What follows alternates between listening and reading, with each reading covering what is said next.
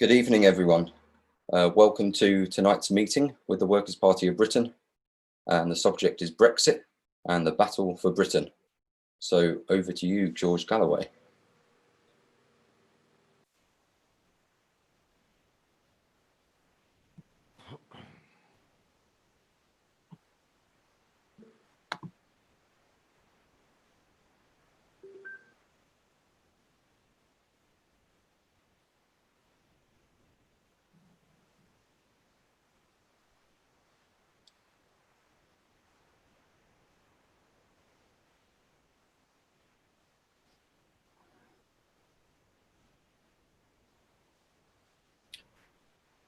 Hello, George. Can you hear us?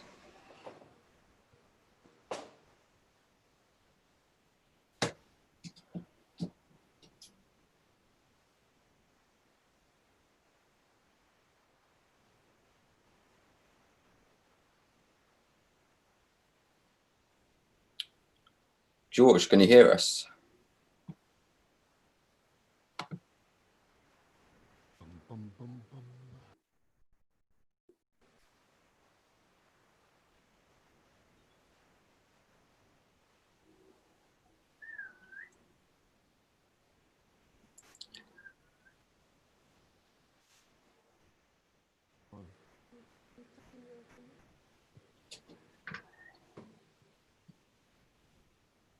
Hello.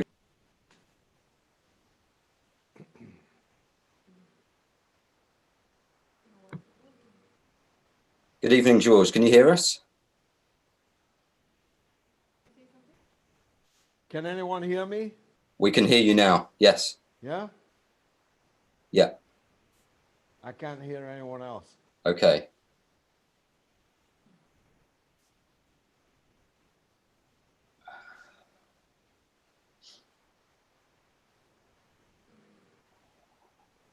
We are ready to begin. We can hear you loud and clear, George.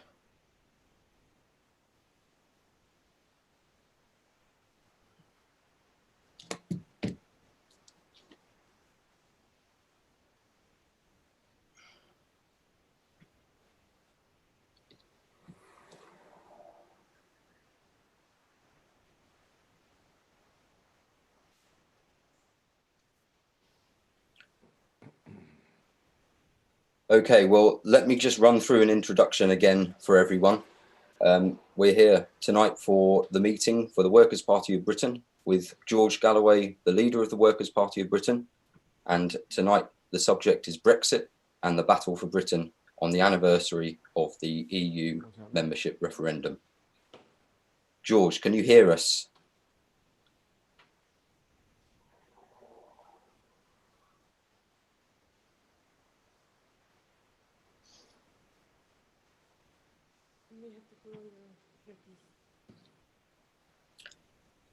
Okay, well, while we're waiting for some of these technical issues to be sorted out, I can urge anyone that's watching online, anyone that's not already involved with the party, to go to the website workerspartybritain.org, and you can read articles, you can get links to our online material, and you can sign up as a supporter, you can sign up as a member. So anyone who's not involved so far and you like what you hear from these meetings, please do come along and get on board. George, Yes, can you hear us? This is George Galloway, and this is Brexit Day.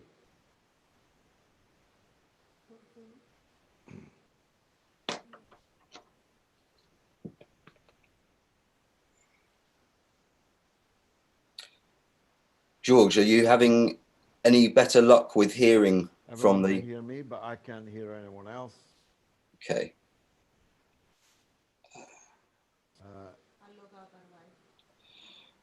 Should I just proceed in that Please case? do. Just. Yeah, leave, yeah.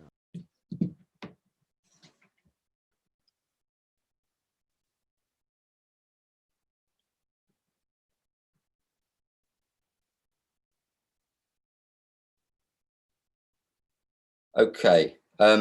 I think we're just going to wait and see if George can log in and log back out again, and if that might clear up whatever the connection issue is. So please do just bear with us a few moments. Hopefully we'll get this sorted.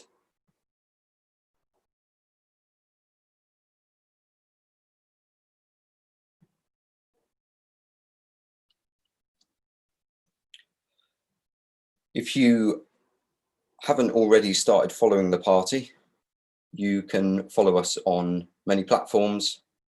We're on Twitter in quite a big way. We've got regional groups, and we have our channel on YouTube, which streams all of our live meetings. There is plenty to get involved with and plenty of activity for us to be planning for when we will be able to start engaging in some practical activity in the near future, hopefully. So there's quite a lot of material from our meetings that have already happened. So if you'd like to catch up on the subject of previous meetings, you can find them on the YouTube channel. Now let's just see if we're having any luck here with the connection.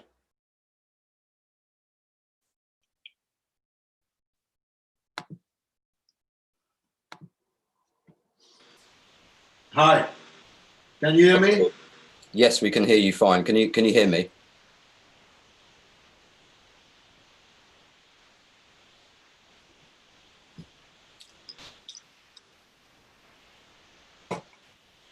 Hello, hello.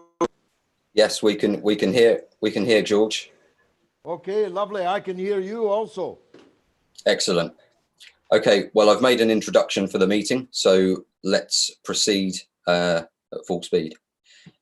Thank you for that, and sorry for the technical hiccups. I have no idea what happened there.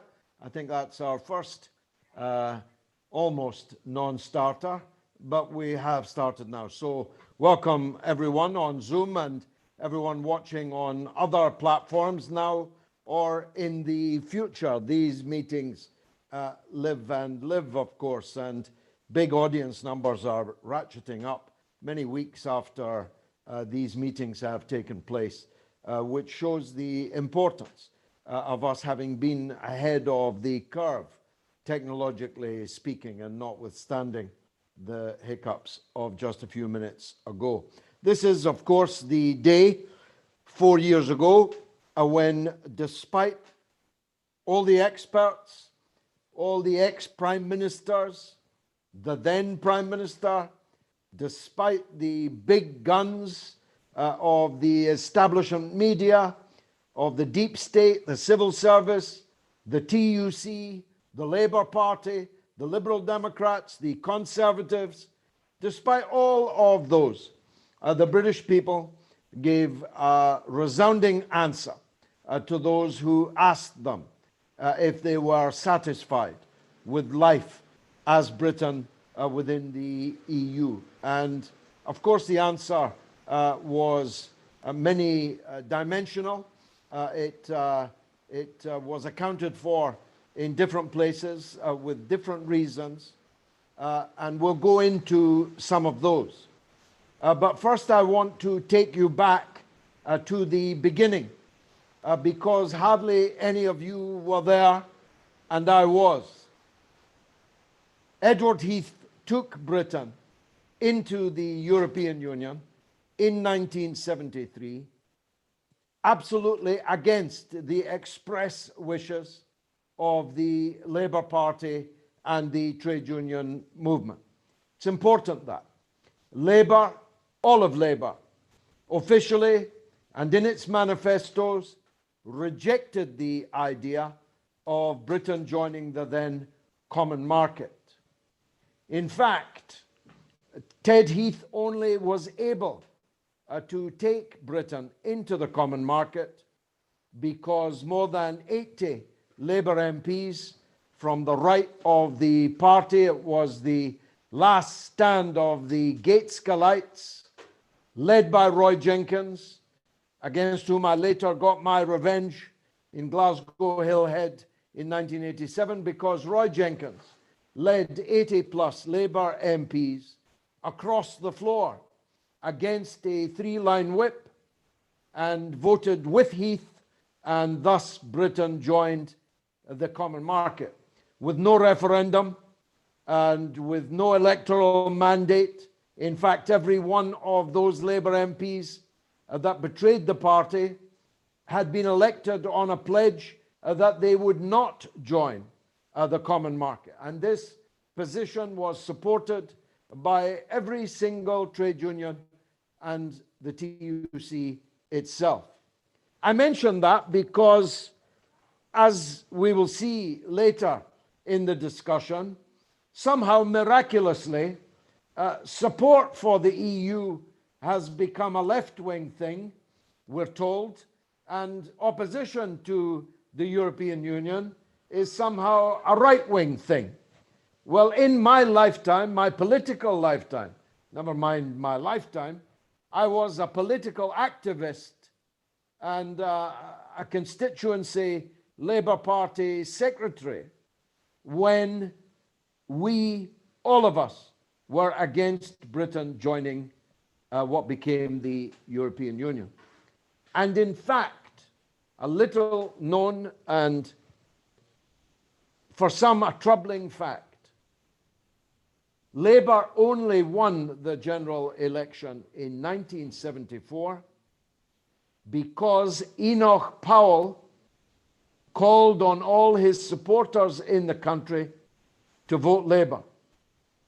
I remember the extraordinary shock value that had at the time, and so do the Conservatives, because it robbed them of what might otherwise have been a second Ted Heath electoral mandate. And the reason Enoch Powell did that was because Labour promised in its 1974 manifesto that if elected, Labour would hold a referendum on whether Britain should withdraw from the European Union or remain in it.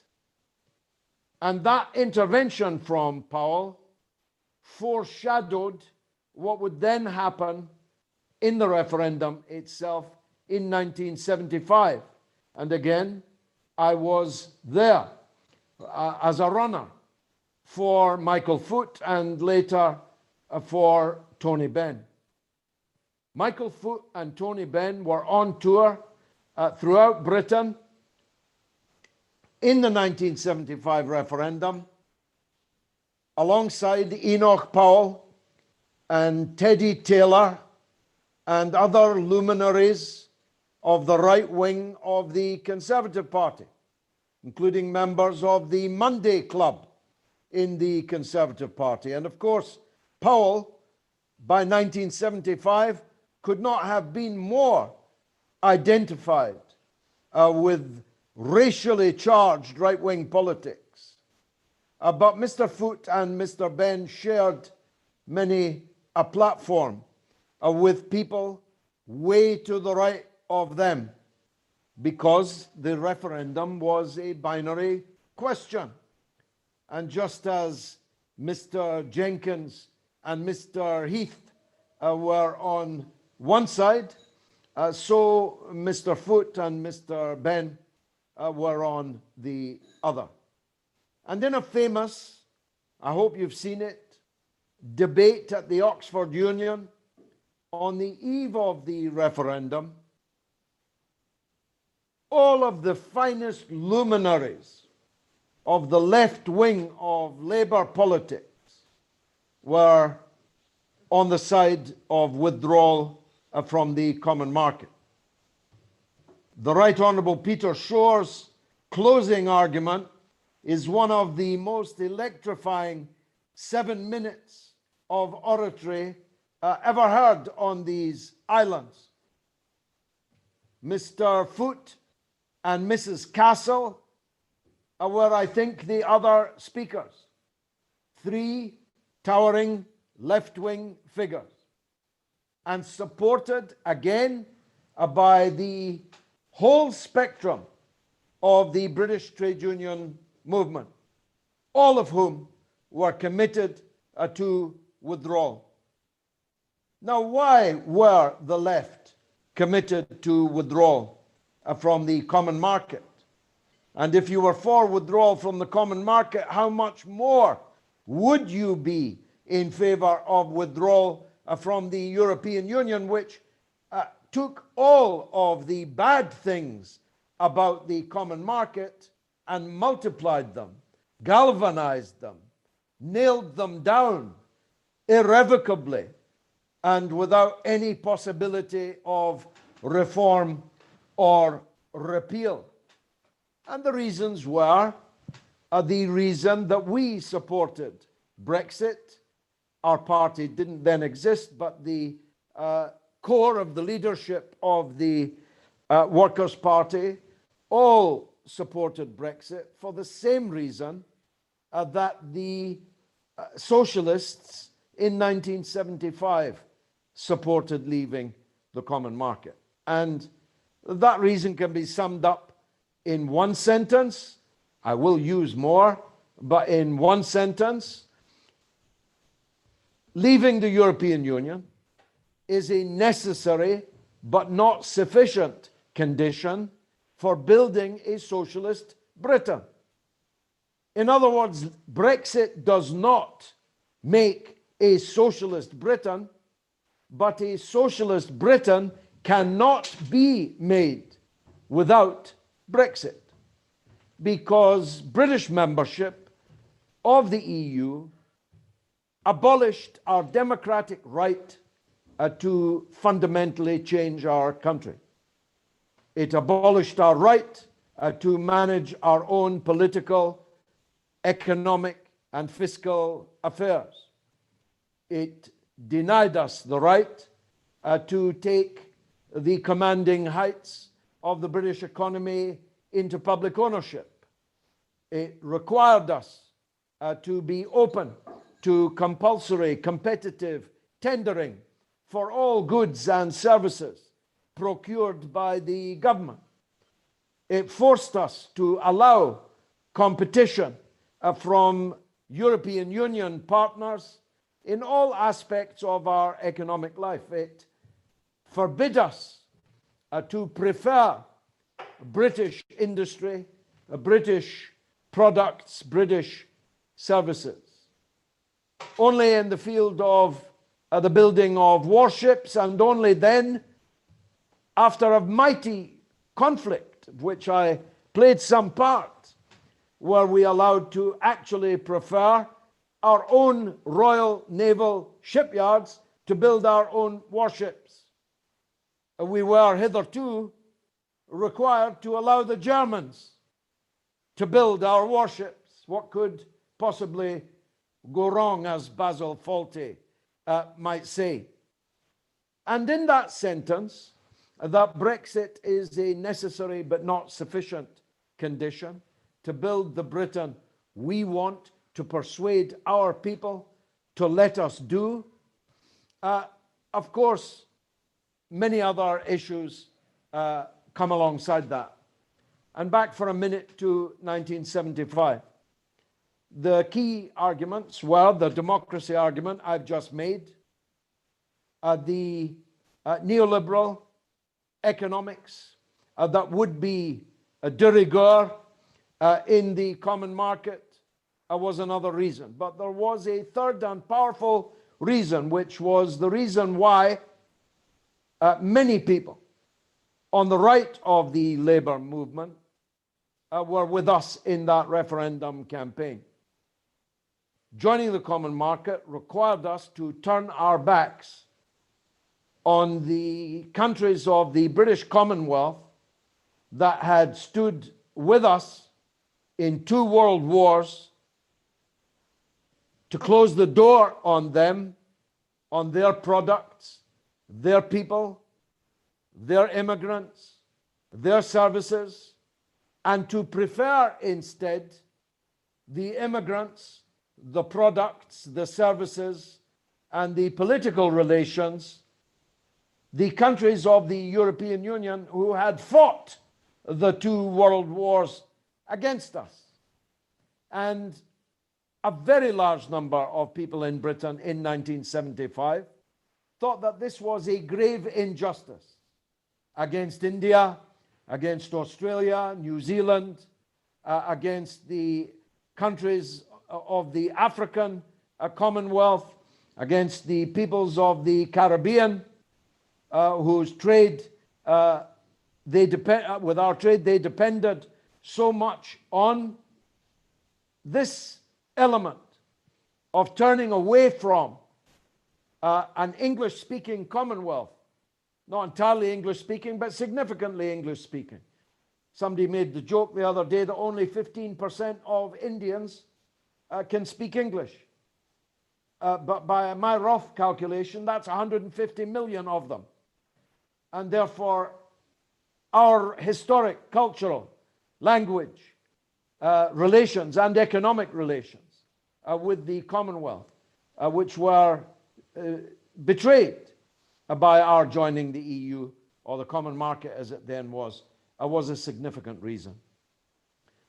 Now, the left in the labour movement remained opposed to the European Union, which was born, of course, in its current form with the Maastricht Treaty and later the Treaty of Lisbon, which nailed down the neoliberal economic model and declared it to be inviolable. It simply could not be changed. No reform of it was possible, would ever be allowed, and would in fact be illegal under European law, governed by a European court over which we as a people had no say in appointment or in direction. And this was true of the great bulk of the labour movement until the birth of a man who's not dead yet, but I think he's 99, of Delorrism. Jacques Delors was a French socialist parliamentarian who later became the commissioner of the EU and who declared for a social Europe, a Europe in which workers could look forward to some reforms and some protection from free market governments like the one we had at that time in the form of Margaret Thatcher. Actually, that protection was never significant, never decisive, but it gave a section of the labour movement a hook to hang on to abandon their decades-old opposition to membership of the European Union. It didn't change the mind of Peter Shore or Tony Benn or Michael Foot or Mrs. Castle or Jeremy Corbyn or me. It didn't change our minds at all, because we knew that it was paper thin and here today and gone tomorrow. And though Jacques Delors still lives, Delorsism is 30 years dead. And yet that brief moment of the social Europe continued to be the alibi of those who deserted the anti-EU cause in the referendum 4 years ago. They were unmoved even by what had happened in Greece, where a sister party government, Syriza, was literally crushed underfoot by the neoliberal orthodoxies of the European Central Bank, the European Commission, and by German domination of the economic direction of the European Union. 50% of Greek children were forced into hunger. Not poverty, but hunger. The public services of Greece were absolutely, utterly decimated. The Greek people were kicked to their knees until they surrendered to the bank, to the commission, and to those neoliberal orthodoxies. Even this did not deter the apostates, and that's what they are. The orthodoxy on the EU was mine, was Mr. Ben's, was Mrs. Castle's. The apostates were the Jenkinsites and their heirs and successors. And so we had another referendum. Hey presto, it was another binary referendum, just like the one in 1975, which required, just like 1975, just like Ben and Foote and Powell and Teddy Taylor and names that you will no longer remember, we had to take sides on one side of a binary referendum. Now, if I may say to remaining Remainiacs, I won't hold your association with the blood-spattered mass murderer, war criminal, Tony Blair. I won't hold that against you if you'll forgive me one appearance on one platform with Nigel Farage, who never killed anybody, who opposed the Iraq war that your leader, Tony Blair, visited upon the world. I was on a platform with Nigel Farage because he was on one side of a binary referendum, as was I. And you were on either a platform or on the side of David Cameron, George Osborne, Tony Blair, Peter Mandelson, John Major, and 500 more that I could mention. That's the nature of a referendum. So cut out your foolish jibes. I have only two things in common with Nigel Farage. One of them is our opposition to the Iraq war. And the other is that Britain would be better off outside of the European Union. He wants to build one kind of Britain. I want to build an entirely different kind of Britain. But neither of us could build our kind of Britain as long as Britain remained in the European Union. Leaving it, as I said, is a necessary but not sufficient condition to build socialism in Britain. It will allow us, if we can elect a workers' government in Britain, it will allow us to take whatsoever we like into public ownership. It will enable us, as the owners of a sovereign currency, to fix its exchange rate at any place we like. It will allow us to run a deficit on our current account if we please. It will allow us to prefer British products and British services. It will allow us to allow only British business to tender for British government contracts and local authority contracts and NHS contracts and any public bodies contracts. It will allow us to trade with anyone in the world that we wish to trade with and on whichever terms we wish to. It will allow us to refuse to impose economic sanctions on countries that the EU has decided to sanction. It will allow us to allow Huawei to run our 5G if we want.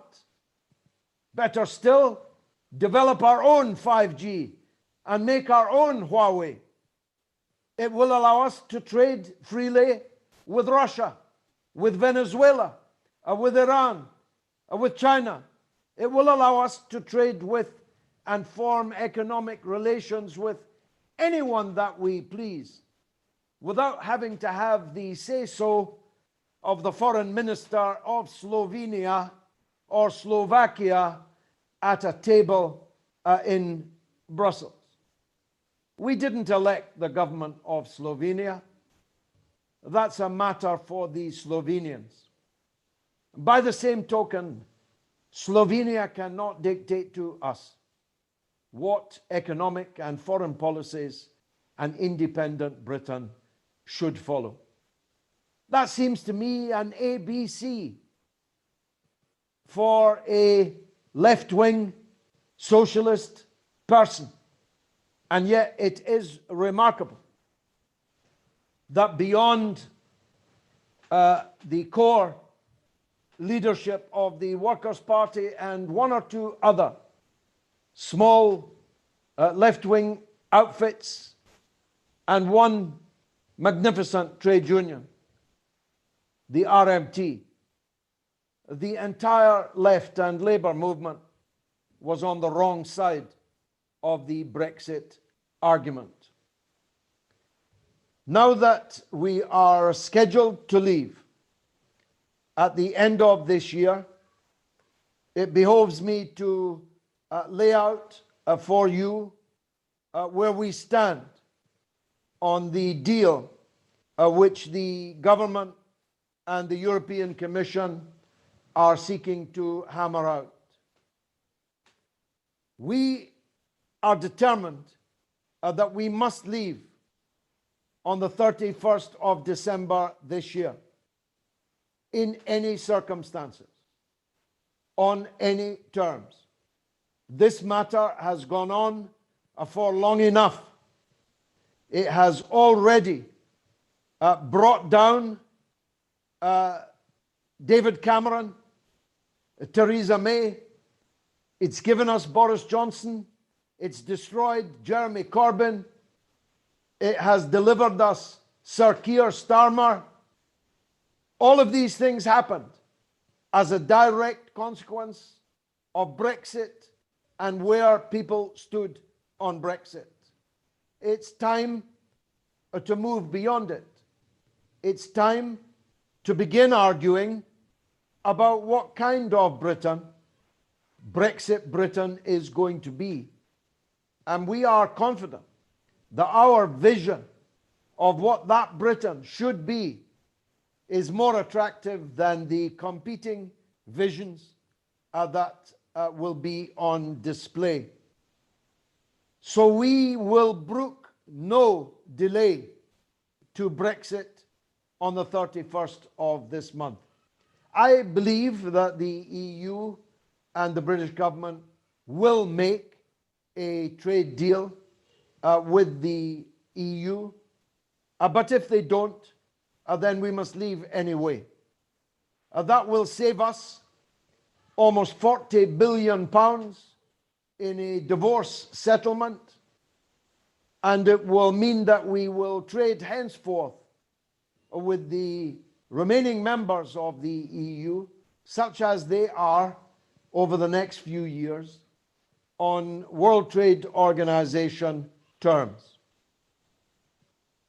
We care less about the terms on which we trade with the failing European economies than in setting sail for the whole world as a trading partner, as an ally, as an oyster. We regard the world as Britain's oyster. We aim to build a Britain that will be a wonder of the world. Thanks very much for listening, and I'm happy to take any questions. Thanks very much, George. That was brilliant. We've got plenty of questions and contributions coming up here from the participants. So I will go to Nadia first. Hi, George, can you hear me? I can, Nadia, thank you. Hi, good evening. Well, I've had some problems in the last few weeks on social media trying to convince pro-Remainer socialists that we need to leave. And Brexit is the democratic vote, and that's the right thing to do. And I just wonder, how long will that keep going on for when they realize, you know, it's the thing we have to do. I mean, in London, I know there are women who are selling their bodies for paying the rent. We have children going through the bins to fill their stomachs. And this Remainer Brexit issue, it's getting in the way of just going forward. And for me, that's really frustrating. And then I see these Remainer socialists claiming to be socialists, but they're pro-EU. It's just all frustrating. So what's the best way to go about that? Well, thanks, Nadia. I don't believe it will go on for much longer because after New Year's Day, the Remainiacs will be forced to run a policy platform of rejoining the European Union. And trust me, there won't be many takers for that. That will quickly be in a glass case in the Natural History Museum alongside the dodo. Britain will never rejoin the European Union, not least because if it did, it would have to adopt the euro as its currency and try persuading British people that that would be a good idea. So after the 31st, life will begin again and arguments will begin anew. And they will not be about rejoining the European Union, except amongst a lunatic fringe. I don't think even the Liberal Democrats, talking of a lunatic fringe, will adopt as their policy rejoining the European Union. I don't believe that. But certainly Labour will not, as Keir Starmer has told us. The Conservatives will not. And so a new future beckons. I get why these Remainer socialists, as they describe themselves, find it difficult to move on. After all, as the media took very great care to ensure, the Brexit case was represented in the mass media only by the most right-wing and unattractive figures. As I pointed out, if you saw Boris Johnson, Michael Gove, and Liam Fox coming down your road, canvassing, you'd lock up your daughters, you'd lock up your sons, you'd lock up everything that was precious to you. Because seldom can a less attractive posse of individuals have been on the trail at the same time.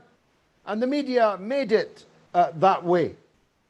Ask yourself how many times I was on the media, for example, and I had a task in the Leave.eu campaign to work the BAME ethnic minority communities in Britain. I'm very proud of the fact that 30% of BAME people voted for Brexit, despite all the rhetoric about race and racism, as if the European Union was some paragon of anti-racism when it's leaving people of colour in the Mediterranean to drown on a daily basis, when it's made a fortress of white countries against the people of colour across the world. And as I used to say, anybody that thinks England's racist has never lived in France or as I've subsequently come to learn, the Netherlands and other countries also. So notwithstanding the role that I had, and having been almost 30 years a member of Parliament, I'm not sure I got a single look in anywhere in the mainstream media in that campaign. They preferred the Brexit cause to be represented by the bad and the ugly. And yet, despite all of that, we still won. And we won because people whose backside is hanging out of their trousers, who don't have two halfpennies to rub together, whose communities have been devastated by neoliberalism, whose future was already looking grim. They were asked by a collection of clapped out prime ministers and war criminals, give us your vote of confidence on the last 40 years of Britain. Well, nobody thinks that Britain is better today than it was 40 years ago. Nobody. Nobody in their right mind thinks that. In the 1970s, we had 14 million people in unions. We had huge employers. We had rights that we no longer have. We had industries that we no longer have. We had employment levels that we no longer have. And 40 years later, we don't. So who was going to vote their confidence in that? Well, the answer was not enough. And so we won. So it's difficult, Nadia. The best argument is this. Look, and I say this now to everyone who disagrees with us on Brexit. Whatever your point of view was or is on this subject, it is now a matter of democracy.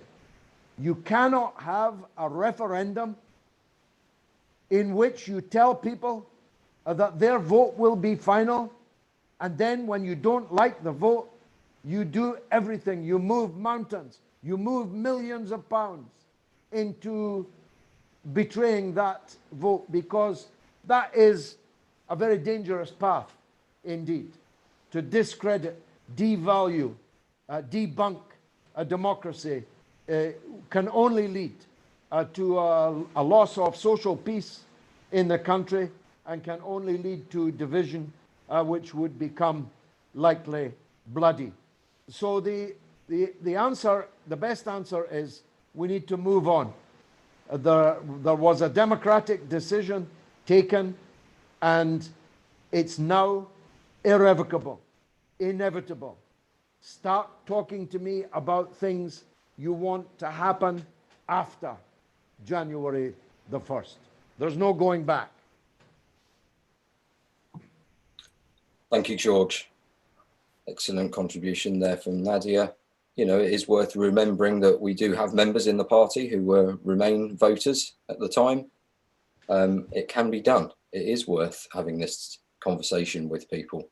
And surely, you know, if you want to struggle for socialism, then there comes a point where the argument has to be widened than simply on this matter of whether it's good or bad to be a member of the EU. Let's go to Anthony. Hello, Anthony. Hello, George. Can everybody hear me? Yes. Can you hear me? Hello. Yes. You can. Great. Sorry. Lovely to talk with you, George, and everyone. I'm here in Japan, so it's first thing in the morning here. Yeah, first time to talk. The whole Brexit thing. I mean, I have a million and one things I'd like to say. Just to try to compress. I think the most emotional thing for me was having been for many years a member of the Labour Party, and having many friends, many of my best friends who are members of the Labour Party. it was our essential division over Brexit. And as people have commented, that also came with a real frustration, because I essentially felt that Brexit, or more correctly, as I tried to term it, Lexit, was the right way to go. I thought it was really, really disappointing that there was very, very little Lexit voice in the media. There were certain people, I remember, media figures who were initially sitting on the fence, people like Paul Mason, Owen Jones, and they gradually went over to the Remain side. Without being an expert on all the ins and outs, I remember my one basic objection to remaining in the EU being the fact that it would not be possible to implement the progressive socialist policies which were put forward by Jeremy Corbyn because of EU rules. And but I also remember there were some so-called left economists, e.g., conspicuously Paul Mason, who were saying, no, that's not true. And they were trying to argue against that reality, which was really, really frustrating.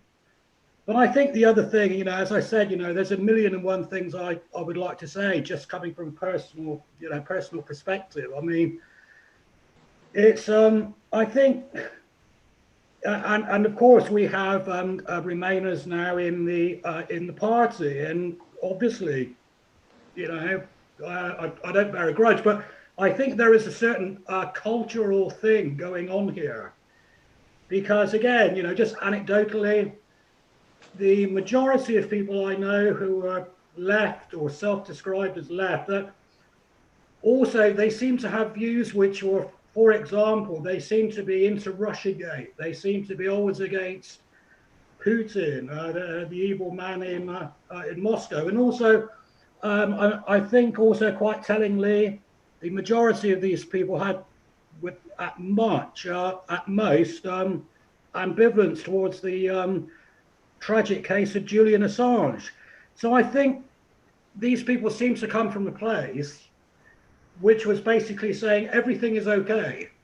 And probably for the majority of those people, lives were okay economically and with everything else. And globalism, neoliberalism was okay. So, I mean, well, sorry to go on, there's a lot more I'd like to say, but I mean, I really think, that there are broader issues here. Last week, we were talking about identity, and I think the Brexit thing really does speak to cultural and political identity. But thanks. Well, I think that was a brilliant contribution coming all the way from Japan. And good morning to you, Anthony. Thanks for being here. I do think it is wrapped up with identity. I think that there is a caste of people in Britain, a professional caste, which has, thinks it has left Britain behind, thinks it is a part of a global metropolitan elite and has the right to travel as it wishes, do business as it wishes, and doesn't feel any particular affinity with the British working class. And many of them were in the Labour Party. Many of them were in the leading ranks of the Labour Party. I'm not digressing. One of the things I noted over the last 20 years nearly, working in radio and in phone-in television shows, was how much I literally take delight in the divergent regional accents of Britain. How I literally, I see them as something beautiful. I hear them as something beautiful. But there are a lot of people in the metropolitan elite who don't think like that. They look down on the people of the Northeast. of England. Watch Sunderland Till I Die, the wonderful Netflix documentary, and you'll get a taste of what I'm talking about. In other words, those who can afford to fly the coop have in their heads already done that. And now they are bitter that they are back stuck here with the rest of us. And they'll sink or swim with the rest of us. They can go, of course, and live in Brussels if they like, or even in New York. But for most of them, they are now stuck with Britain. And they'll be stuck with the Britain that the British decide they want Britain to be. And they are very nervous about that. I am living for the moment in a Remain area, heavily, overwhelmingly a Remain area. And why wouldn't it be? Because there's a very high percentage of people in my area have au pairs, have Polish builders, have Romanian joiners, have people serving them as their barista of choice from other parts of the European Union. In a place like I am now, the EU is a great thing because these low-paid Eastern European, Central European workers were not competing for your job. They were competing for the jobs of other Britons, Britons with whom you feel no real affinity. And that is one of the cultural questions for the liberal classes. And I should have said this to Nadia. Let me say it to both of you. It is vitally important not to confuse socialism with liberalism. You see, if you are a liberal, then you will like the EU. But if you are a socialist, you cannot like the EU. How could you? The EU stands for the very opposite of socialism, and that we were badly hurt by the loss of two great individuals in particular, and in the same year. We lost the greatest of all, Mr. Benn, and then very soon afterwards we lost Bob Crow, the leader of the RMT.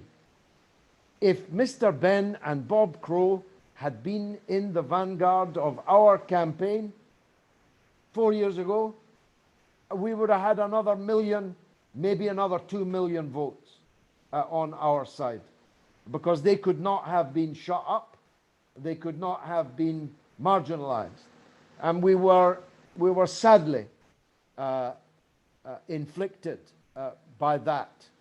And of course, all these weather vanes, as Mr. Benn would call them, Johnny-come-latelys, like Owen Jones, who wrote a piece in The Guardian saying that we may have to support Brexit, only to metamorphose into the most sneering, hateful, condescending enemy of Brexit. Paul Mason, the Trotskyite NATO commander, ditto. And there was a lot of defections. And also, lesser names than Benn and Crow. But the fact is that some key people that would have been in leading positions in the campaign were working for Jeremy Corbyn in senior positions, and therefore unable to campaign as they would have liked to do. Seamus Milne with his pen, and Andrew Murray with his organizing ability.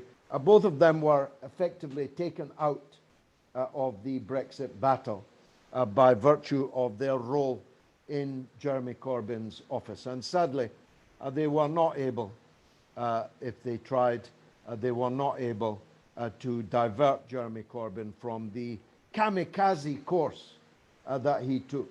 And there's no other way of describing it. Jeremy Corbyn committed political, electoral suicide with the betrayal of Labour's previous Brexit policy.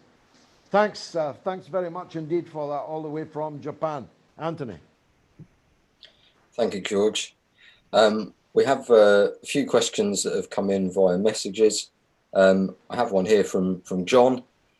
He asks, you alluded to the shift in attitudes to leaving the European Union between Labour and the unions. What changed exactly? Was it simply to do with political attitudes changing, or was it perhaps due to the sorts of people who would become MPs years later?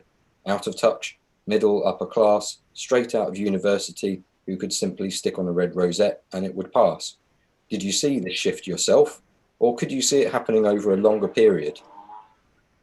That's from John. Well, it did happen over a longer period, but it's a very acute observation nonetheless. When I entered Parliament 33 years ago, there was well over 100 working class Labour MPs that, like me, had never gone to university, had been workers, had been trade union activists or officials, and so on. And by the time this all happened, that number would be fewer than 10, well fewer than 10. In fact, our room that we used to have to snooze in, called the trade union room, had been handed over to some small sectional interest, which I'll not go into. There was no longer enough of us to fill a snoozing room in the House of Commons. So it did happen over a long time, but that will have been one of the reasons. Because, of course, if you had been a coal miner or a docker or a steel worker or an engineering worker or a building worker and ended up in Parliament, you've still got at least some of the coal dust, the cement on your boots and on your fingernails, and certainly in your mind. And you would have had more understanding of what membership of the EU had done to the British working class. And you'd have more of an understanding on how people felt about it in the run-up to the referendum and subsequent. So I think that that is one of the reasons. There are other reasons that are worth touching on. In the trade unions were made a fuss of in Brussels, given canapes in Brussels that they didn't get anywhere else. As British trade unions became less and less significant in British public life, ignored not just by the Tory government, but ignored by Tony Blair's New Labour, that would never be found dead in trade union company, they found a new home in Brussels. And so on the Eurostar, on any Monday morning, you would find a very substantial number of trade union bureaucrats on their way to Brussels, enjoying the continental breakfast, no British rail breakfast like before in the old days, but enjoying their continental breakfast, being picked up by a car at Brussels, taken to one of the Empire's great buildings, and patronized, allowed to feel important, sitting in on a committee or a subcommittee of a subcommittee, and feeling that they were doing a day's work, and maybe a night or two in a Brussels hotel, all on expenses, all paid for by their members or by the European Union itself. So that was another factor. Unions were bought by the EU. In some cases, literally. The TUC literally was given the best part of £1 million a year by the EU. What's not to love? Other trade unions were given large sums of money, never mind being patronized on the Eurostar, large sums of money, as were universities, as were the BBC, as were all kinds of institutions in Britain, were pork-barreled. They were corrupted by the EU. And not since Caligula has there been a more corrupt European empire than the European empire of the EU. and Brussels, believe me. Thank you, George. Let's go to Joshua. If you unmute yourself, Joshua. Can I start the video? Yeah? Yep, yeah, you can. Okay, that's great. Yes. Okay, I never had any faith in the European Union's ability to protect our workers' rights. If you see how Thatcher unleashed brutal paramilitary force on our miners, when you see the appalling treatment of our workers by the Department for Work and Pensions, or benefits claimants by the workers' benefits claimants, etc., by the Department for Work and Pensions, before and since the Tories' draconian reform to universal credit that has resulted in 100,000 plus deaths over the past several years, I have no faith in its ability to protect workers' rights. That is just, and also to say nothing of the record number of people on 0 hours contracts. Okay. The one thing I think I'm just slightly ambivalent about is the EU trading standards, which are comparatively better than America's trading standards. And we might possibly fall victim to America's trading standards if we leave the EU without some kind of deal. I was almost always anti-EU. I voted leave. I stand by that conviction. But do you think that possibly EU trading standards were a preferable alternative to US trading standards? According to certain sources, it would seem that they are. Well, just like with trade union rights, all of which we lost while we were in the EU, so the EU didn't do anything to defend us in losing all the trade union rights that we did lose. As you rightly say, that's just all moonshine. I feel the same about trading standards, though trading standards is not a hill on which I'm prepared to die. If for a period of time Britain has less good trading standards than the rest of the European Union, I will live with that as a price worth paying, because just like everything else, we will in time get the trading standards we vote for. And if we want better ones, we'll need to elect people that will implement better ones. But when I hear all this talk about chlorinated chicken and so on, I've eaten lots of chicken in the United States, of the Kentucky Fried variety and others, and I never found anything wrong with it. And I always ask myself, when I hear it brought up, do you mean in comparison with our nice clean chickens? Our nice clean chickens that are kept in factory, battery, hen conditions and butchered without seeing the sky in the most industrialized way possible. So how good are our standards? I really don't know. It's not my bag. How bad are the American standards? As someone who spent a lot of time in the United States, toured the whole country, north, south, east, and west, I never felt I was eating inferior grub, I must tell you. On the contrary, I always felt I was eating too much of their grub, so it never put me off. But if our environmental and trading standards do slip, and bear in mind it's our policy as a party, that our environmental, labor, trading standards will be at least as good as the European Union's, and preferably better than the European Union's. That's our policy. That's what we'll fight for. It's what we'll seek election on. But it's a small price to pay, Joshua, trading standards, to be free, to save our essential industries, protect them and develop them. Thank you very much. Thank you, George. Let's go to Helen. Helen, if you can unmute yourself. Hello, can you hear me? Yes. Hi. I was in the Labour Party. I used to go campaigning for them and knocking on doors and putting leaflets in and things. I've never seen such anger. I'm in the north of England, and that was the big issue on the doorsteps.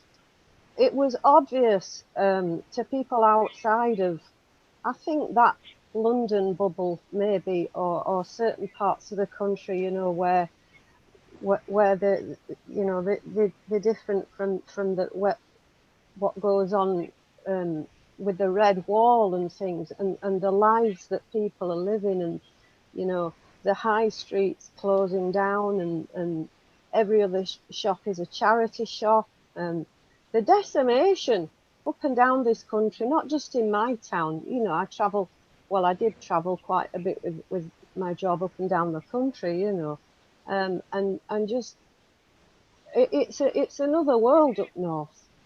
But they were angry not just with the Labour Party, but all these people that were trying to, you know, the Eugenia Millers and your educated and clever people that were putting things through to the courts and whatnot, trying to, you know, frustrate it or just scupper it any way they could. And I think, especially Keir Starmer, not just Keir Starmer, but other people in the Labour Party that are that would surprise you. I suspect people that are quite close to Jeremy Corbyn also were more knave than fool. I think, George, in this, I think it was more about stop Corbyn than stop Brexit, because you're not hearing much from these people about going back in or staying in the European Union now. That's what I've got to say. Thank you, Helen. More knave than fool, I absolutely agree with. And it has to be said, sorry if it makes some people uncomfortable, there's no point in blaming Sir Keir Starmer. He was only the what was it they say? He was the monkey. The organ grinder was someone else entirely. Keir Starmer had not the strength to impose the U-turn on Brexit that Jeremy Corbyn implemented. That was done by Emily Thornberry, that Jeremy Corbyn appointed as his shadow foreign secretary. It was done by John McDonnell, whom Jeremy Corbyn appointed as his shadow chancellor. It was done by Diane Abbott, whom Jeremy Corbyn appointed as his shadow home secretary. All three of those were far more senior than Keir Starmer. And so it's foolish to put the blame on Starmer and treat Jeremy Corbyn as if he was a poor fool in this, hoodwinked. Well, some of them were no doubt seeking his overthrow, but for them it was a win-win situation. Either they succeeded in changing the Labour Party to a pro-second referendum, pro-EU stance, and thus stopped us Brexiting, or if they failed, then at least Jeremy Corbyn would have to go and could be replaced by someone closer to their liking. Of course, now Corbyn, McDonnell, Abbott, and so on, they couldn't be more history. They can't even get a place on a delegation to fact find in Kazakhstan. They are non-persons. They will never again, ever, have a position in British politics of any importance. They'd be as well retiring at the next election, and most of them will, if they get that far. So the whole thing was a disaster for them, but it was a much bigger disaster for you, because in your town, in your city, in your village, in your region. We've all got to suffer another 4 years of Boris Johnson's government, thanks to these people who deliberately threw the election. They deliberately threw it in a corrupt sense. They threw it. And they still got their jobs, their money, their pensions, and so on. But so many communities in the country are devastated. I like this concept, and I think it's increasingly true, of the dichotomy in Britain between the somewheres and the nowheres. And I alluded to it earlier in my answer to Anthony. There are people who identify with somewhere, with this country, with your region, with your town, with your community. And there are others who could be anywhere. They could as easily live in Amsterdam or Islington. They could as easily live in the Upper West Side of New York or in the Shishi development of East Berlin. They are nowheres. Their identity is not a place. Their identity is a type. And their type is that metropolitan, cosmopolitan elite that I talked about earlier in my answer to Anthony. Well, of course, you could see the attraction for them, but for 40, 50 million British, at least, maybe 60 million British at least, they don't have that choice. They don't have the skill set, the education, the training, the opportunity to move around the world or to live in London as if they were anywhere else in the world. For 90% probably of the British population, we are stuck where we are, and we have to make the best of it.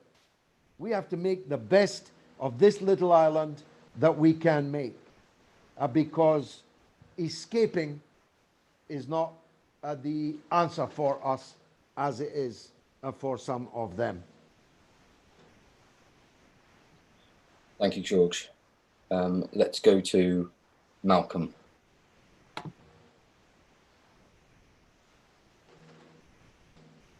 You there, Malcolm?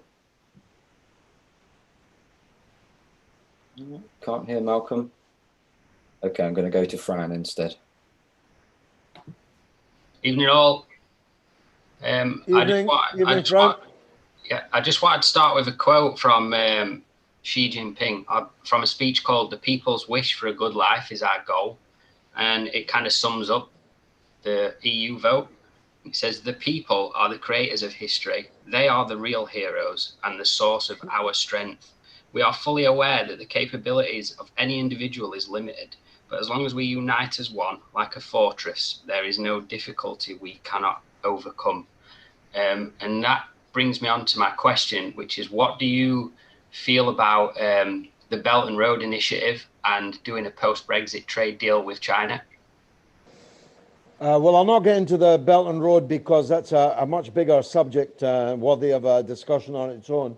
But I did allude earlier that close economic relations with China, with Russia, with India, with Brazil, with the BRICS countries is an obvious no-brainer for us. After all, we're leaving the European Union. It's incumbent on us to make as many friends across the world as we can. And the more prosperous the friend is, the more we'll benefit from that friendship.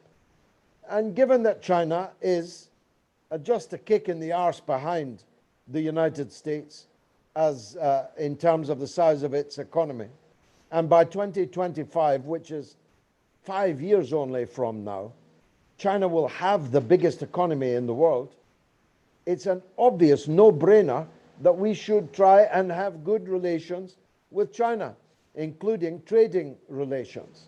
Instead, Boris Johnson's government or elements within it, perhaps not him, are doing their best to line up with Trump in the Bash China campaign, which in Trump's case is about winning in November. But it's hard to see what's in it for us. It's hard to see what's in it for Britain, having already destroyed our relations with Russia, which are at the lowest ebb since the British invasion of Russia in the Civil War in 1920. We are now apparently on course for bad relations with China. And that's just foolish. And I am convinced that we can persuade our compatriots that it's foolish. That's why I say from January 1, it'll be a marketplace of visions. And I think our vision is better than theirs. Thank you, George. Yeah, I think at this point, it's also worthwhile us casting our minds back over the years that have elapsed since the referendum, and thinking about what's Brexit actually achieved for us so far, because there are things that it has achieved, and they're quite important, really. The ruling class of Britain has been split and has been at each other's throats. They've exposed themselves in so many different ways as being, following interests that are really in contradiction with the interests of the broad majority of British people. And, there's aspects of this, whether people are more towards the right or left of politics that should be, and I think are, very, very clear from the behaviour and, just all the way that things have formed and the sort of the kind of conversations that you see having in Parliament and in the news, which there's been times where of course everyone's got fed up with this sort of being like a continual situation. But I mean, personally, I'd always had the approach of it's all good to see this with your class enemy, essentially, tearing chunks out of each other in a very public way. It's been very useful, and I think it's a good sort of education about these people are not untouchable, sort of higher ups. They have exposed themselves. Well, that's right. Look, a section of the ruling class doesn't believe in Britain, but we believe in it, and we have no choice but to believe in it, because we are it and it is us. And the people we seek to lead and represent are it, and it is them. We have nowhere to run, nowhere to hide. We're stuck on Britain, and we intend to make the best of it. We want to build socialism, yes, but in the colours of Britain. Socialism in English characteristics. What's wrong with that? What's wrong with being patriotic in that way? We say nothing wrong with it. In fact, all good people should be patriotic in that sense. That's right, very well said. Let's go to Jamie. You're there, Jamie. Good evening, George. So pleasant to speak to you again. Thank you. Yeah, question is that I have for you is, what advice would you give to Boris Johnson on the subject of maintaining the Good Friday Agreement post-Brexit? Thank you.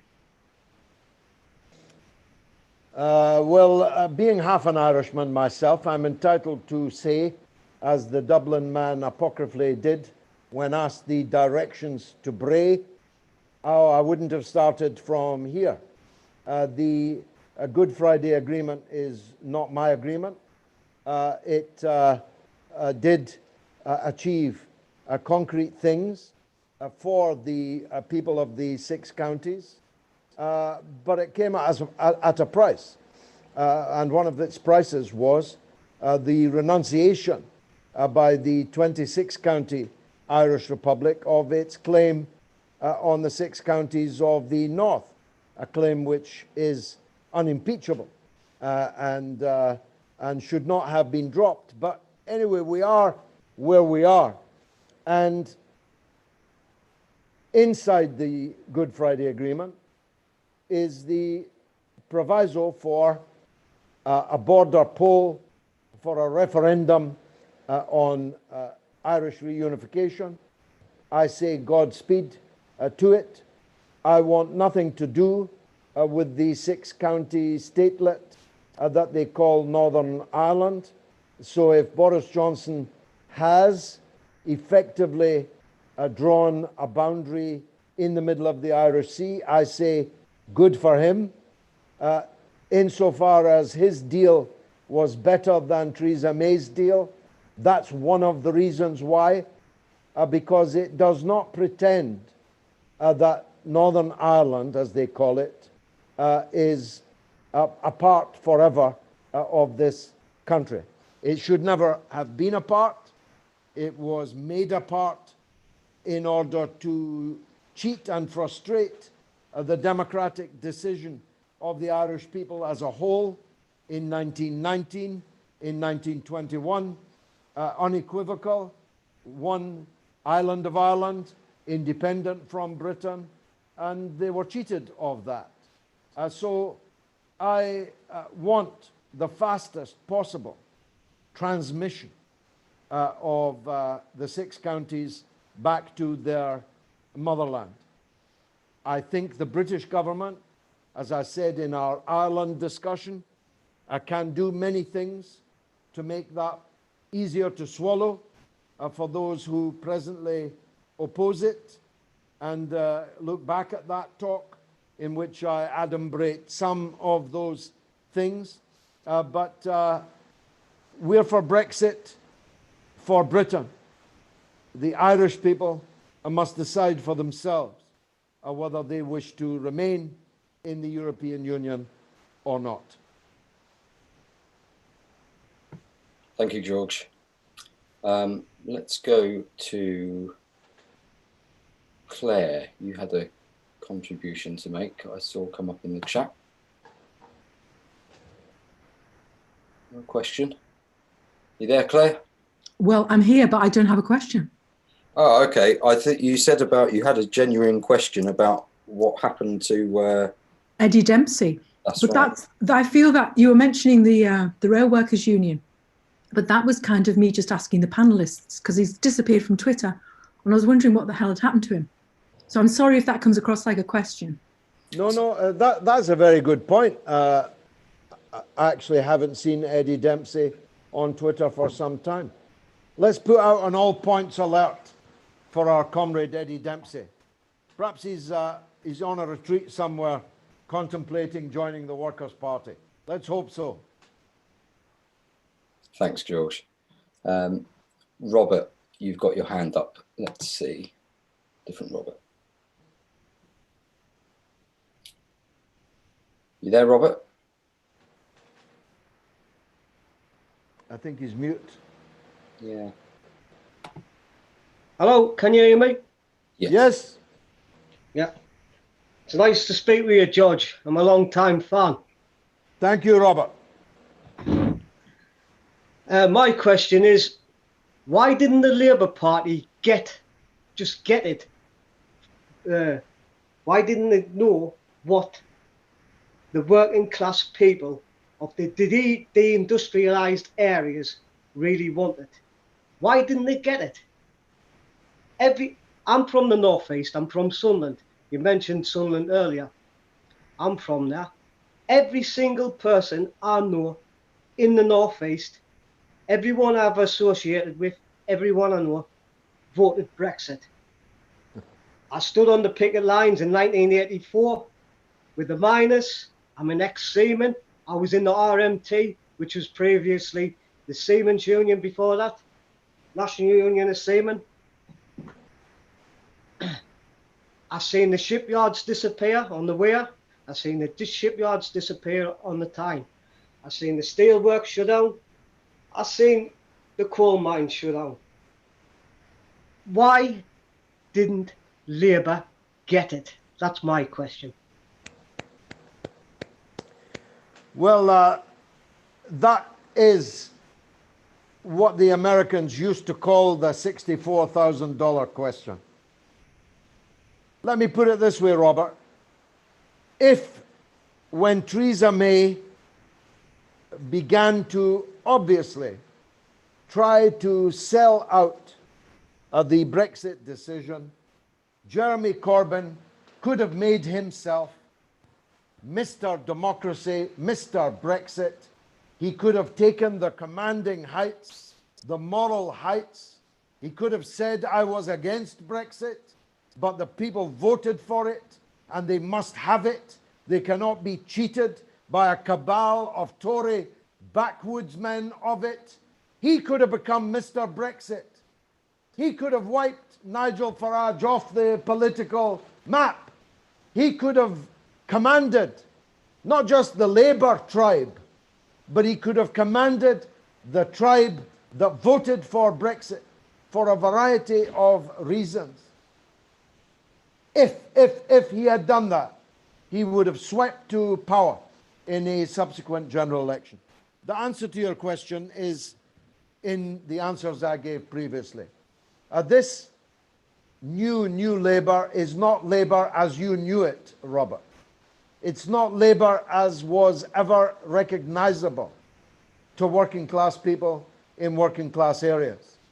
Their representatives are parachutists that are sent by the Labour leaders and dropped in the sky above what they thought were forever rock-solid Labour seats.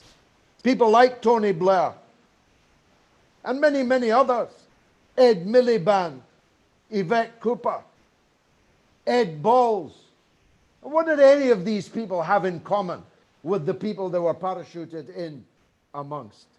So for a long, long time, since the 1980s, since the betrayal of the miners, the Labour Party has literally metamorphosed. It was Labour, and now it's something alien. It still has the name Labour, but it's alien to the interests of the working class. And that's why they lost seats in Bishop Auckland, why they lost seats in Bolsover and so many others on or behind the red wall, because people feel that Labour has nothing to do with them. It's not sticking up for them economically. It doesn't speak to them culturally. It doesn't speak their language. It's more interested in transvestite rights than it is in workers' rights, and so on. And there are many other examples that I should give. I saw Paul Embury yesterday, or the day before. The Labour Party issued a tweet for Father's Day. Happy Father's Day. Except the father was deliberately drawn so that he could have been a man or a woman or something in between. They couldn't even bring themselves to depict an English father in their Father's Day proclamation. And Sadiq Khan, on International Women's Day, didn't mention the word women, because if he had, he would have raised questions of this self-definition, identity politics that we were talking about just last week. That's the Labour Party for you, Robert. Not many takers for it in the northeast of England. Thank you very much, George. We're coming up to 9:30 and the end of tonight's meeting. So, excuse me. Thank you to everyone that has made contributions. There's been lots of great comments in the chat, and some really good points made. Sorry that we couldn't get to everyone that has put their hand up and had a question, but we'll be continuing on next week with more. So anyone who has been watching online and you haven't yet got involved, please do sign up on the website workerspartybritain.org. And if you've missed previous meetings, as I said before at the start of the meeting, there's plenty of recordings of our previous events that you can go back and catch up on. So if you're not already involved and you like what you hear, please do get involved and come and join in with the conversation. So thanks very much, everyone. Thank you. Okay, thank you, George. Well, I'll end it now and we'll see you all again soon. Good night.